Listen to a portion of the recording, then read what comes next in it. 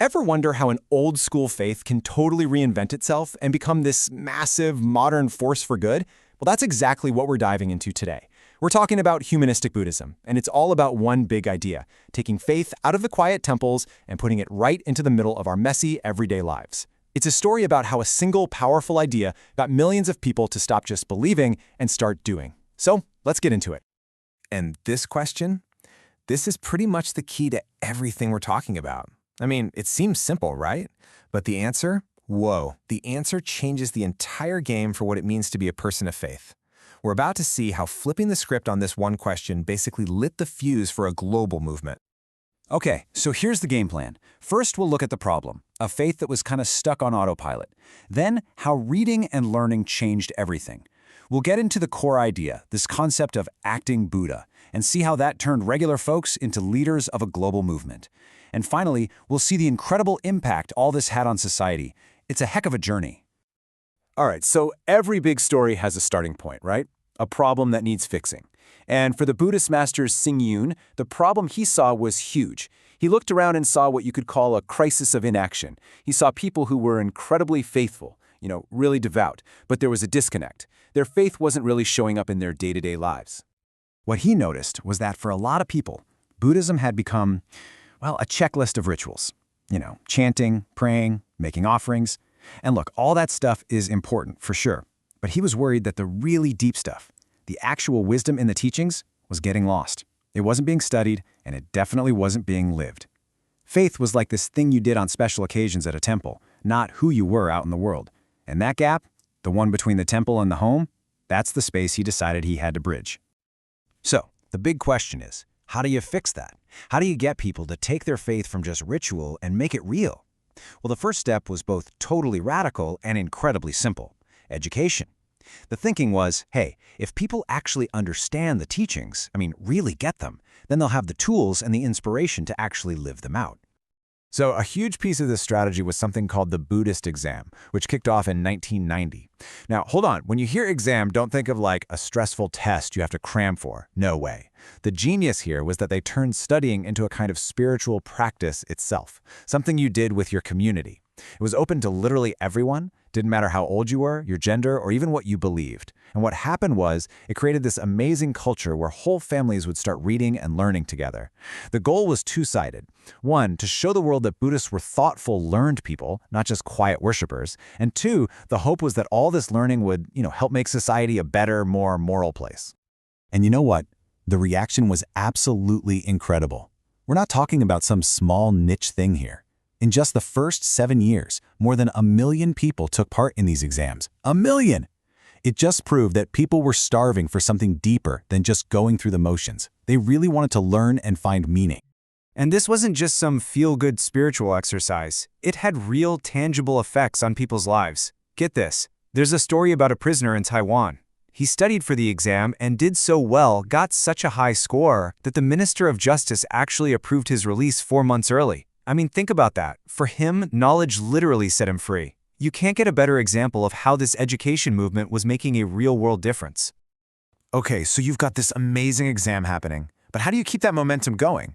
You don't want learning to be just a once-a-year thing. So they launched another brilliant idea: reading clubs. And they popped up everywhere, over 2,000 of them, all over the world. This was key. It took learning out of the formal temple setting and dropped it right into daily life. People were meeting in cafes, in parks, in each other's homes. It made learning social, easy to get to, and something you could do all the time. So now you've got this foundation, right? Millions of people are learning. They're engaged. And that set the stage for the biggest, most important shift of all. This is the idea that's the engine behind everything else we're talking about. It's the journey from just believing in Buddha to actively trying to be like Buddha. And the best way to picture this is as a kind of ladder you climb. Master Hsing Yun laid out this ladder of faith to make the whole process super clear. A lot of people start on the first rung. They believe in Buddha, or maybe they pray and ask for help. That's seeking Buddha. Then maybe they move up to worshiping. And those exams and reading clubs, that was all about getting people to the next big step, learning from Buddha. But the final destination, the very top of the ladder, that was the real game changer: acting as Buddha. So what on earth does acting Buddha, or Xing Fo, actually mean? It's really important to get this. It's not about walking around saying, hey, I'm enlightened. Not at all. It's about taking all those principles you've just learned, things like compassion, service, wisdom, and using them as the actual blueprint for how you live your life. It's that moment where your faith stops being just an idea in your head and becomes something you do with your hands and feel in your heart. And let me give you a perfect real-world example of what this looks like. There's this guy, Tao Zongji, a super successful businessman. At one point, people were telling him he should be doing more worshiping, the traditional stuff. But Master Hsing Yun told him something different. He just said, it's enough to act Buddha. And that one simple sentence just clicked. It changed everything for him. He ended up donating millions of wheelchairs all around the world. He'd say, I'm not just worshiping Buddha, I am acting Buddha. His charity work, that became his spiritual practice. Okay, so think about the ripple effect here.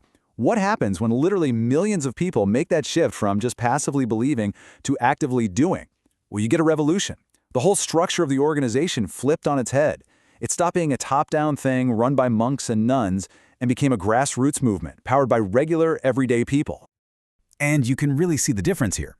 In the traditional way of doing things, the lay people, that's just regular folks, are mostly supporters. They donate money, they show up for ceremonies. But in this new model, the Fo Guang Shan model, they're not just supporters, they are the leaders. They're the ones being trained to give talks, to organize events. They're the ones taking these ideas out of the temple and into schools, prisons, their own communities. The monks and nuns, their role shifts. They become more like coaches or facilitators, whose job is to empower everyone else to take the lead. And this isn't just a theory. You can see it in practice. They built this entire ecosystem of groups run by the people for the people. You've got thousands of certified lay lecturers out there teaching in all sorts of places. You've got youth groups to get the next generation involved. They even have scout troops, which is so cool, teaching kids about service from day one. And then there are huge organizations like their main cultural association, run 100% by lay people. So, what's the result of this whole people-powered strategy? Well, explosive global growth. It's just huge. Today, their main organization for lay members, it's called the Buddha's Light International Association, or BLIA for short, has more than 200 chapters in over 100 countries. We're talking everywhere from Australia to Brazil, and it's all fueled by the passion and energy of its members on the ground. All right, so we've seen how this changes individual people, and we've seen how it changes the organization itself. But there's one more piece to this puzzle, and it's the biggest one yet, changing society. The whole idea is that if you get millions of people to start acting Buddha in their own little ways, all those small actions add up. They create this massive positive wave that can actually start to heal society's problems.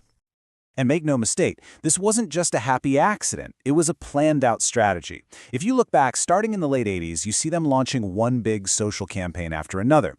They weren't just sitting around talking about inner peace. They were rolling up their sleeves and taking on really tough, real-world issues, things like crime, drug abuse, violence, with these super focused movements. And maybe the most powerful idea to come out of all this was boiled down to a message that is just beautifully simple: the 3 good deeds. It's just this: do good deeds, speak good words, think good thoughts. That's it.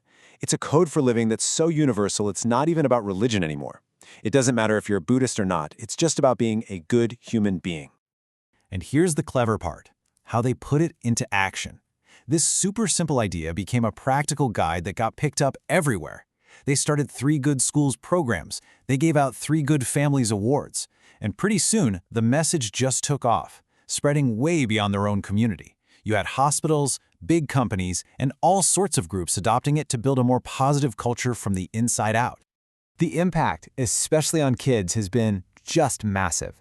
Get this, the 3 Good Schools program has reached almost 2 million students. It's been so effective that even Christian and Catholic schools have started using it. And in parts of the Philippines, schools that brought in the program have actually reported, get this, 0 bullying. 0. I mean, that right there shows you the incredible power of one simple, practical idea. So, this whole journey brings us right back to where we started, but now with a pretty powerful answer.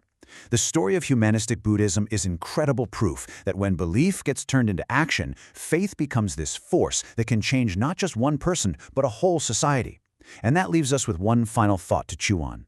What if your community, or your office, or even just your family, decided to stop talking about its best values and actually started acting them out every single day?